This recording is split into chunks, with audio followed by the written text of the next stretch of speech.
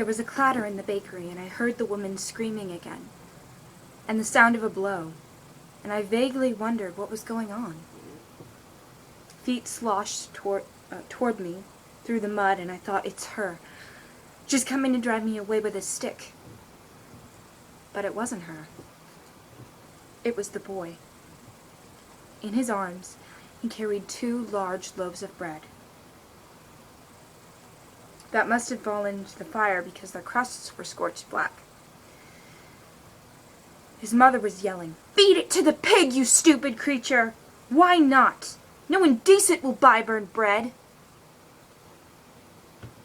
He began to tear off chunks from the burned parts and toss them into the trough, and the front bakery bell rung, and the mother disappeared to help a customer. The boy never even glanced my way, but I was watching him because of the bread, because of the red wheal that stood out on his cheekbone. Had she hit him? My parents never hit us. I couldn't even imagine it. The boy took one look back at the bakery, as if checking that the coast was clear. Then, his attention back on the pig, he threw the loaf of bread in my direction. The second quickly followed, and he sloshed back to the bakery, closing the kitchen door tightly behind him. I stared at the loaves in disbelief. They were fine, perfect really, except for the burned areas. Did he mean for me to have them? He must have. Because there they were at my feet. Before anyone could witness what had happened, I shoved the loaves up under my shirt, wrapped the hunting jacket tightly around me, and walked swiftly away. The heat of the bread burned my skin, but I clutched it tighter, clinging to life. By the time I reached home, the loaves had cooled down somewhat, but the insides were still warm. When I dropped them on the table, Prim's hands reached to tear off a chunk, but I made her sit, forced my mother to join us at the table, and poured some warm tea.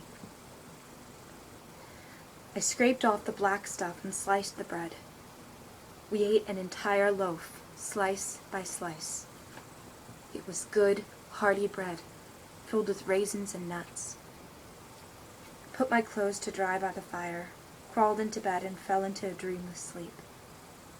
It didn't occur to me until the next morning that the boy might have burned the bread on purpose. Might have dropped the loaves into the flames, knowing it meant being punished, and then delivered them to me. But I dismissed this. It must have been an accident. Why would he have done it? He didn't know me. Still, just throwing me the bread was an enormous kindness that would have surely resulted in a beating if discovered. I couldn't explain his actions. We ate slices of bread for breakfast and headed to school. It was as if spring had come overnight. Warm, sweet air, fluffy clouds. At school, I passed the boy in the hall. His cheek had swelled up and his eye had blackened. He was with friends and didn't acknowledge me in any way. But as I collected Prim and started for home that afternoon, I found him staring at me from across the schoolyard. Our eyes met only for a second. Then he turned his head away and dropped my gaze, embarrassed. And that's when I saw it. Then I dropped my gaze, embarrassed, and that's when I saw it. The first dandelion of the year. A bell went off in my head. I thought of the hours spent in the woods with my father, and I knew how we were going to survive. To this day, I can never shake the connection between this boy, Peter Malark, and the bread that gave me hope, and the dandelion that reminded me that I was not doomed. And more than once, I have turned in the school hallway and caught his eyes trained on me, only to quickly flit away. I feel like I owe him something, and I hate owing people. Maybe if I had thanked him at some point, I'd be feeling less conflicted now. I thought about it a couple of times, but the opportunity never seemed to present itself.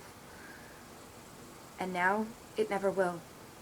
Because we're going to be thrown into an arena to fight to the death.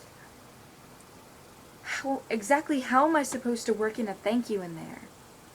Somehow it just won't seem sincere from trying to slit his throat. The mayor finishes the dreary treaty of treason, and motions for Peeta and me to shake hands. His are solid and worn as those loaves of bread. Peeta looks me right in the eye and gives my hand what I think is meant to be a reassuring squeeze. Maybe it's just a nervous spasm.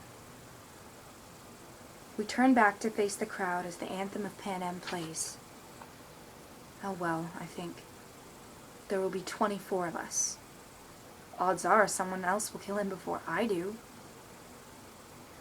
Of course, the odds have not been very dependable of late.